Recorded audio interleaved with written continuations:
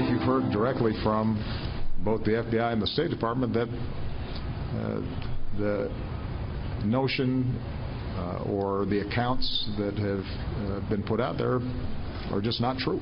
We looked into this, the FBI looked into this, and it's just not true. There was no quid pro quo even suggested or any kind of bargain laid on the table. They were wheeling and dealing and trading of information and trying to make deals on the side in order to manipulate what Congress and the public should have been able to see.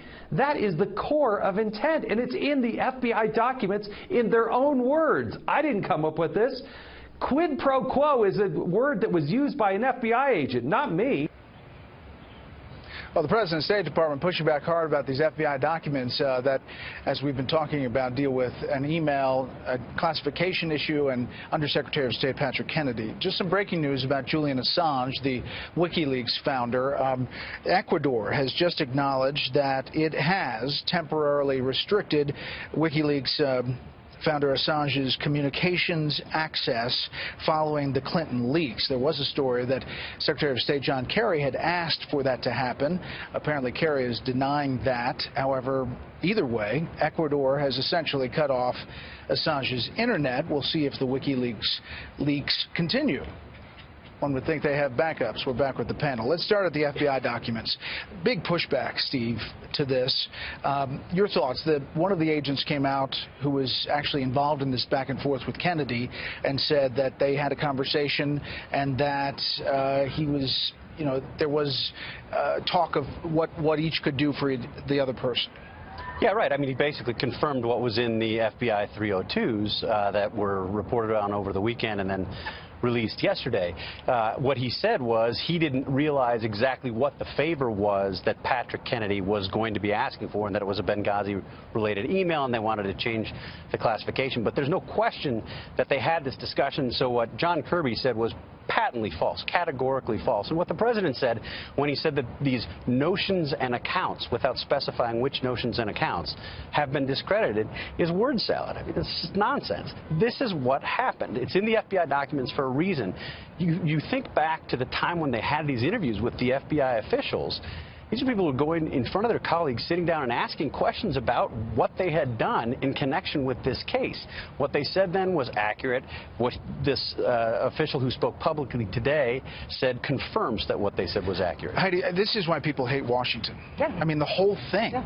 I mean, every aspect of it. Yeah. I mean, combined with WikiLeaks, all of it just reeks of backroom dealing. Of course, the details are very important. I don't want to, you know, indict anybody before they've had a chance to kind of like speak their side. The facts are that there was no actual swap. Whatever they discussed didn't happen. Didn't actually transpire.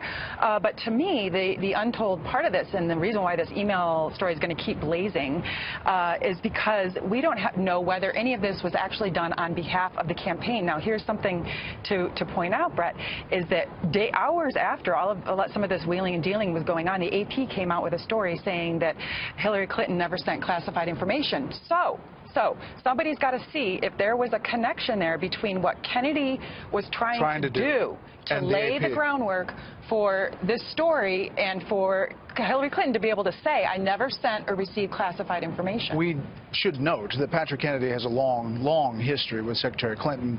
Goes back many, many years. Okay, Gina, big picture on this.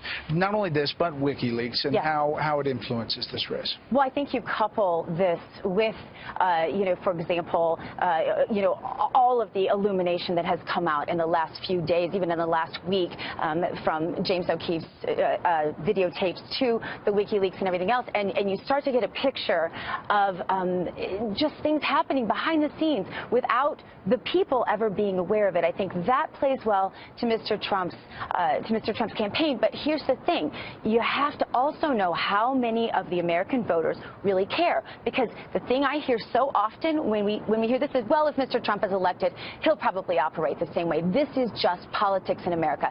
I think if people psychologically accept that, then they're going to be more likely to be able to accept that, hey, Clinton does this, this is the way politics is done, and may not see Mr. Trump as being Steve, quickly, I mean, that brings us back to your poll about change. I mean, if that is true, I mean, the Trump campaign's in trouble. It was a pretty striking finding. I mean, Donald Trump very successfully made his case throughout the Republican primaries that he was the candidate of change. Every single night we sat on the set and talked about the exit poll results. That's the thing that jumped out. And the fact that he's losing to her, who's this Washington insider and has been for 3 decades, is pretty striking. But if I may, on the change question, Obama was the candidate of hope and change. So that may be a mantra that's just sort of locked in the psyche of the Democrat voter and may not mean as much about Mr. Trump.